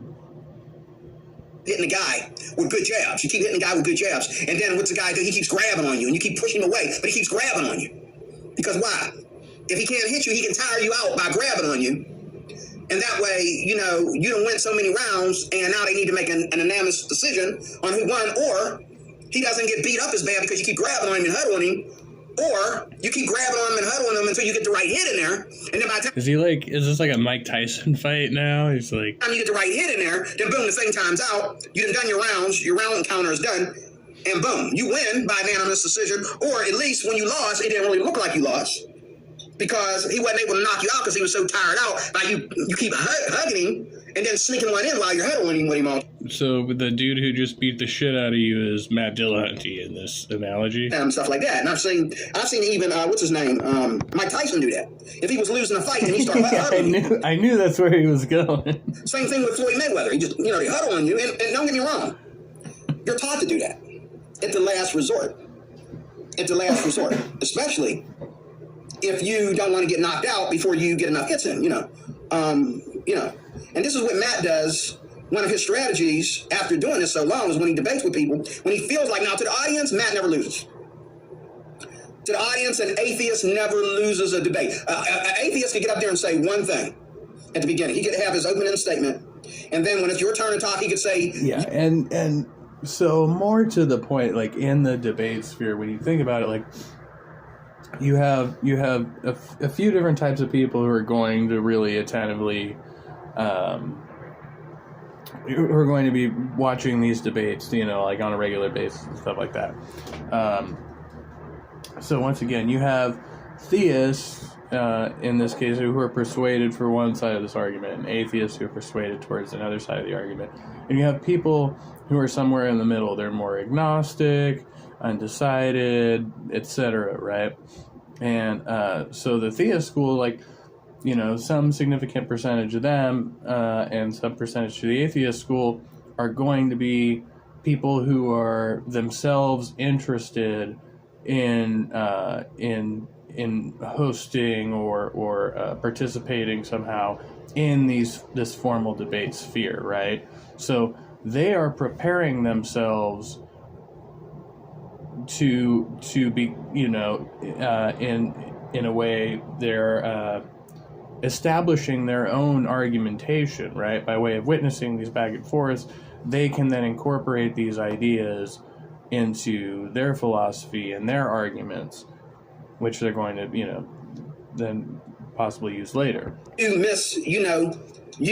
So the real people you're talking about influencing here are this sort of smaller percentage of real agnostics somewhere in the middle here who are listening to actually try to ground whatever worldview they're establishing or in the middle of transitioning or whatever. Misinterpreted him, what he's saying, so I'm not going to say nothing else. You misinterpreted what I'm saying. And the atheist community will get in the comment section or ask questions in the audience and say, why did you have to come here and be such a troublemaker? Why didn't you answer his questions? Why didn't you blah, blah, blah, blah, blah, blah, blah, blah? Why did you say that? Why are you saying that to Matt? And blah, blah, blah, blah, blah.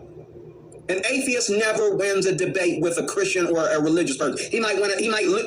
That's like when an atheist never loses. So the point is that all of those people who were there, they were previously already on one side of the argument. It's very unlikely that they're going to be persuaded to the other side if they weren't already on the fence. Loses a debate with a religious person.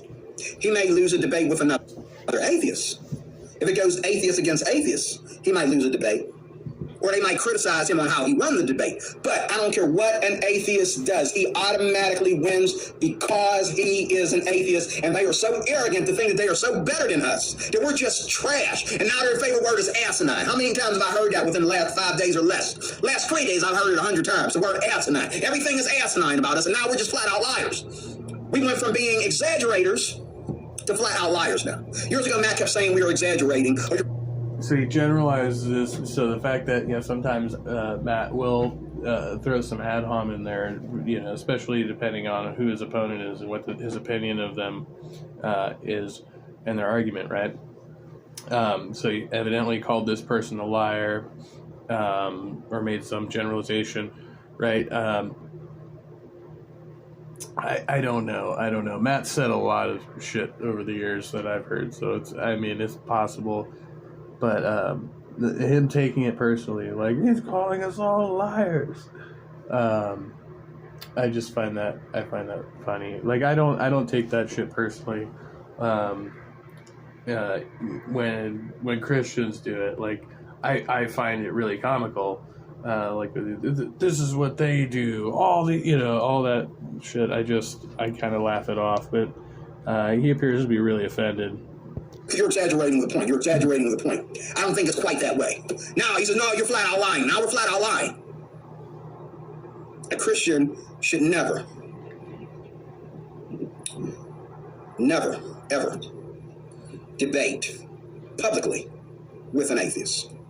Because when you stand before an atheist, you're doing two main things. You're there to be treated like a criminal, and they're going to question you, and they already, some of them believe that they'll lose an arm over believing that they know for a fact that you're guilty, and they don't know nothing about you. It's not like, oh, what denomination you come from. So by interrogating your belief, this guy thinks that the Christian is being treated as a criminal by atheists. Therefore, Christians should not publicly debate atheists. And what is your belief about this? And there's been times when Matt hasn't had a debate for a while, whatever, and he'll come on here and be very nice. He'll say, he'll do the argument like this. What is your belief about this? And say, okay. But then if you get everyone right, he gets hot, bloody mad. Well, that's the format. That was the format for the show.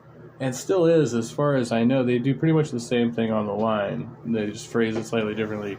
But, the whole question is, what do you believe and why do you believe it? And then essentially you're supposed to try to persuade them while they interrogate that belief.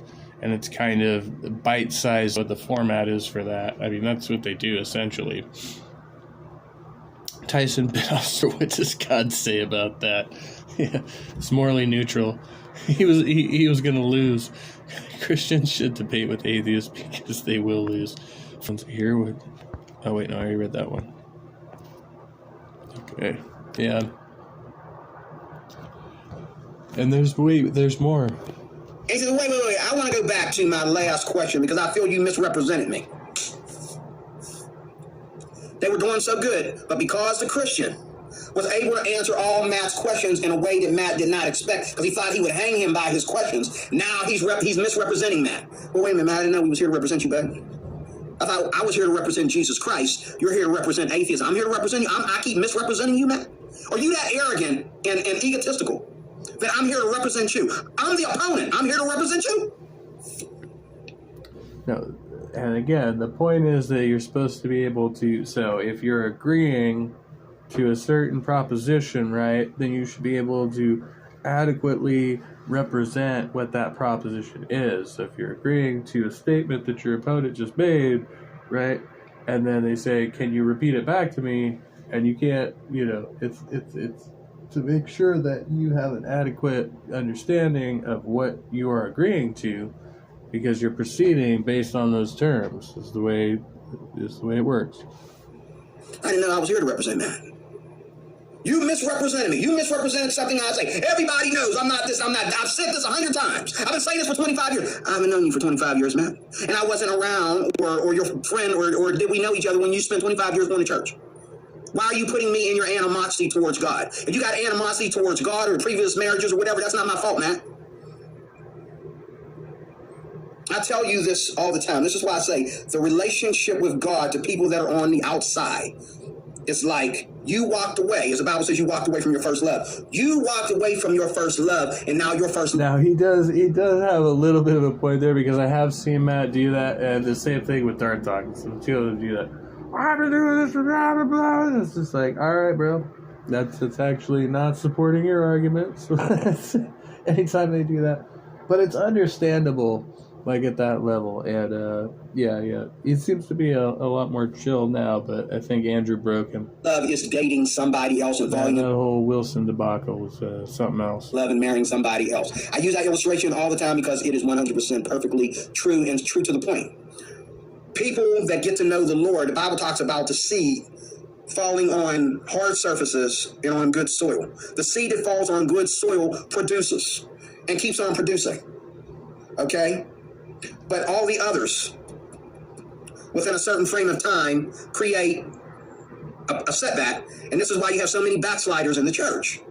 Okay? And the love relationship is the same way. If a guy and a girl come together and they understand each other, not only sexually, but morally and spiritually, okay? And not only romantically. I like the way you described that. Yeah, that's good. But morally and spiritually. They know what they're getting into before they get into it. And they see a divine reason to be together. Because when you meet a girl, do you look for evidence? Well, how was your body count? Have you ever had AIDS before? I need to know right now. Have you ever had AIDS before? Does he know how that works? What the fuck? How do you have animosity towards something you don't believe in? Yeah, I say that all the time, but they never hear that shit. Church backsliders, $5 and 2 from 9. Before I get too close to you, have you ever had AIDS before? What's your body count? How many boyfriends? Said it again. Have you ever had AIDS before? Yeah. Do you like this kind of sex? Jesus fucking Christ, bro. To that kind of sex. You don't even ask women if they believe in oral sex, where most men can't live without it. You don't even ask a woman if she believes in oral sex before you start dating with her. And most of you will marry a woman that doesn't believe in oral sex. You didn't marry this woman, but you're looking at porn to see somebody blowing somebody all the time.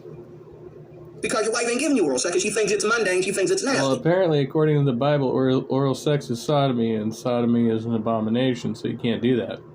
Don't you believe that?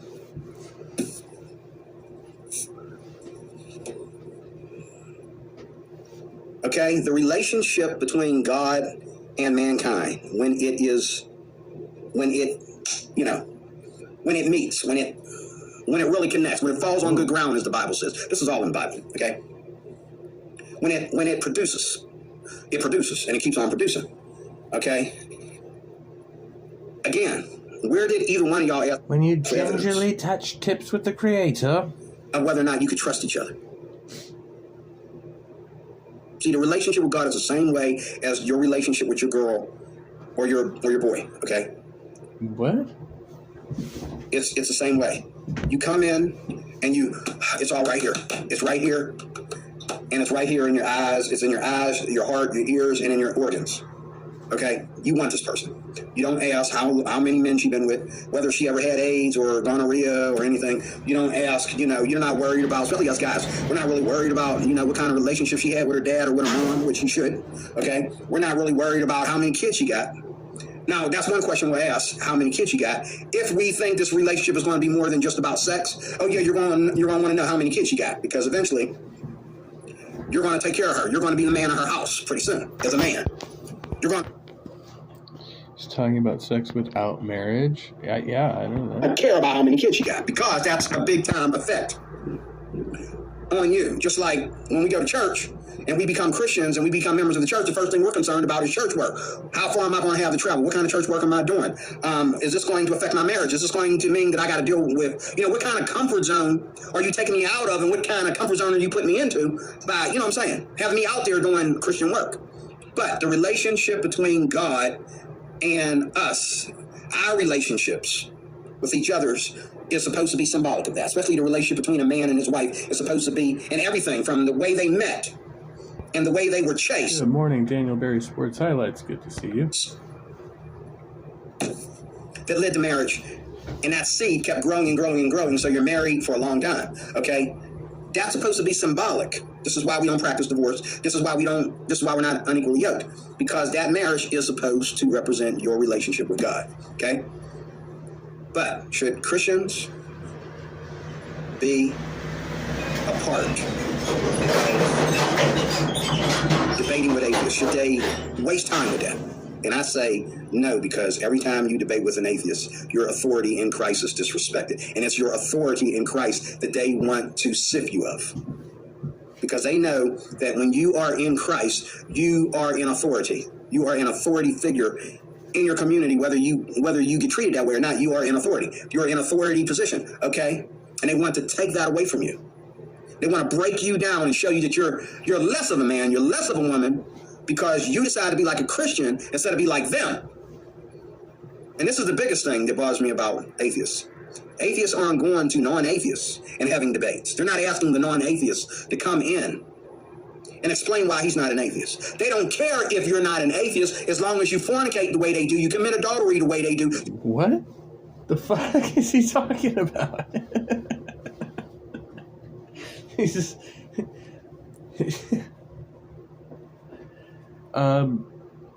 I think there are atheists challenging non-atheists to debates, and other atheists. And, I don't know about all atheists fornicating and committing adultery. I mean, I'm sure there's probably a decent number, but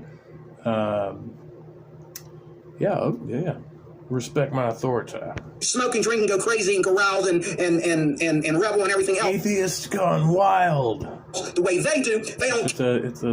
It's a regular Sodom and Gomorrah down here in atheist land. Care if you're not an atheist. Just don't let nothing Christian or respect of a Christian or Christianity or the Bible ever come out of your mouth, and then I won't treat you like a stupid Christian. But if you're like us, you just don't have the title as an atheist. I'm going to befriend you and show you love until you become an atheist. But when you're not an atheist, the flip is a piece. What they want to do is they want to ridicule you if you're already a Christian. They want to ridicule you and hurt you emotionally and spiritually until you say, well, Lord, I went to an atheist debate, and where were you? Lord Jesus, I went to an atheist debate and you didn't even show up. Matt was right. He said, where's God? And you weren't there, Lord. You were not there. You let me look like a fool in front of Matt Dillahunty, and he really ripped me a new one. You let him rip me like that, Lord God. Is he talking to This is a little cringe right here. What the fuck? How do I fornicate? Oh, we could talk about that later. Oh, I felt raped at that debate. I felt ripped apart. What do you got to say for yourself, God? And now you feel like an atheist. Maybe Matt's right, even though I hate him for the stuff he said. Maybe he's right. Maybe this God thing ain't for me. That's number one. But then as you move on, well, maybe I am an atheist. Maybe they're right. I'm an atheist, and I just didn't know I was an atheist all this time, or some dumb junk like that. Well, You think he's genuinely questioning his faith here? I don't know. Vaughn, Eric, good to see you. Blessings. Can you threenicate yet? Yeah, you can try. You have authority in Three's Company. Jesus Christ to pull down strongholds. You do not need to go to an atheist debate like two of them I watched between this morning and last night that walked in there with authority. And they knew what they were going to say, and they knew that Matt wasn't going to be able to handle it, and so they just let Matt hold a grudge until the debate was over. Another guy, he came in there, they let him open the opening statement, and boy, Matt didn't know what to say. So Matt just got mad at him. Matt just got bloody mad. Is he talking about the Wilson debate now? He was hot-blooded because he knew that no matter what he says, no matter how much atheists are always going to say he won the debate, he is not winning this one because this guy is going to say how we see it. And he kept saying how the Christians see it and why the Christians seeing it this way is the way it is. And that's actually not the argument Wilson made. Wilson said even from a secular worldview, if he were to argue against something else that was trigger Matt. Yeah, we try to say understand, but we all understand. You can't say no. Is pretending not to understand or something. I think there's some willful ignorance going on. With this guy, he's not quite as sharp, but definitely, with the David Woods of the world, they're being fucking, they're being sly over there. I don't know why that would be offensive. I don't understand. No, Matt, you don't tell me which way I say it. I say it the way I understand it as a child. I say it the way I understand it biblically. I say it the way I understand it socially, politically, and biblically. It is what it is, Matt. Well, it's not really that. If I can chime in there and educate you on some things. Well, hold up, Matt. How are you educating on me? Look, it's on the screen, Matt. There it is in the dictionary right there, Matt. Yeah, but see, that was a while back. Oh, come on, Matt. Really, Matt? Come on. Come on, bro. 50 Shades of Atheism. Yeah. You have to. Well, that's, the thing about atheism is that it can apply to like a whole bunch of people that believe all kinds of different things, and they, it's really only the disbelief in one claim, right? But if you accept that one claim, then you have to accept a whole bunch of other claims that are attached to it. You respond to these freaks with authority. Because you are the authority. You are the interpretation. You are the authority. We judge them. They don't judge us. We preach to God. It's our job to preach the gospel and win lost souls. They're not going to win my lost soul to atheism. No. It's my job to win their lost soul, not the other way around. And I don't need to ridicule anybody or hurt anybody's feelings and get them to, I don't need to initiate somebody into my gang. All I need to do is show them love and give them free. Well, that's a nice sentiment, I guess. I bet this guy is atheistic towards Madsonism. Yeah, I'll bet he would be too. Will, because God gave me free will. Give them the free will to reject or accept while I love them. And everything ends in love, regardless. Okay? And that's it. But I don't have to go to a debate. The reason why atheists... That would be fun. Maybe I could get him and Richard on the channel to debate. Atheists live for this. They live for these debates. They live. This is all they do. Because there's only one thing that an atheist does that makes him an atheist. It is holding on to this narrative. He said he wouldn't debate an atheist. He didn't say he wouldn't debate Richard. They all have it. They're all taught it via YouTube, via internet, via reading books, via having people over them like Matt and Aaron Raw and Charles Darwin, or what's his name? Richard Dawkins. Okay? Richard Darwin, how you pronounce it? Matt Dillahunty, Aaron Raw, Charles Darwin, Richard Dawkins. His name Dawkins. Christopher Hitchens, which is already dead, and the other one, Sam Harris, and all of them. You have all these atheists over you, and you take notes on what they say. Okay, like we take notes when we go to church and our preacher is preaching, and we listen to Charles Stanley on YouTube, or we listen to Dr. Tony Evans on YouTube, and we take notes and we follow the scriptures in the Bible, and we Actually, he's right about that. I do have notes. notes, and this is how Evidence. we know how to explain ourselves. And this is the same thing the atheists do on the flip. Citation fucking needed. We don't want your soul. Why do you want mine? So they are indoctrinated. Atheists are indoctrinated. In order to tell us that we're being indoctrinated, they have to be indoctrinated. They're indoctrinating themselves, their wives, and their children with this atheist narrative that says that in order for there to be a God, and there is no law that says that. And this guy that I watched last night said that to Matt. You keep saying that, Matt, but that's not how it is. Oh, yes, it is. Oh, no, it's not. That's not the way people receive God. And people that receive God don't go automatically into trying to manipulate people in the world, Matt, like you just stated. That's not what we're all about, Matt. Talk to him with authority. Let him know. This is my Bible, my faith. My little... Oh, no, I'm sorry. I was about to... Okay, I'm 42. I think Darwin.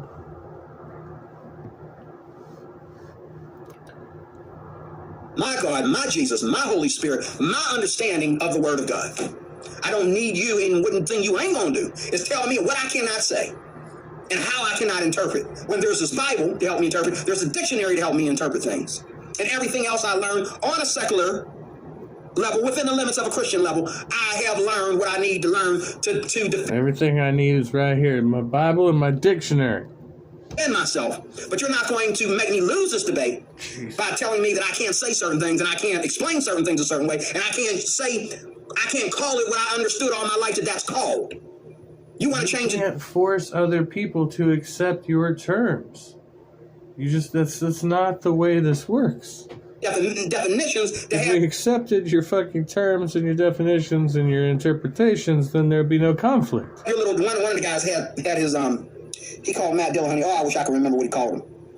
But he has a name for Matt Dillahunty because Matt always has, like, he'll say something, and then for you to say anything, you have to say it back the way Matt wants you to say it.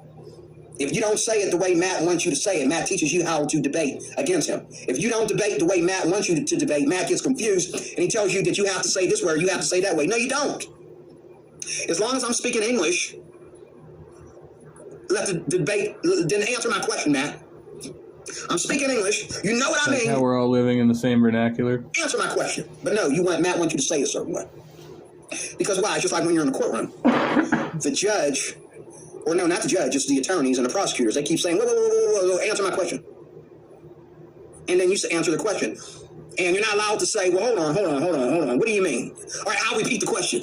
Did you mean when you said, et cetera, et cetera, et cetera? Speak English like Jesus did.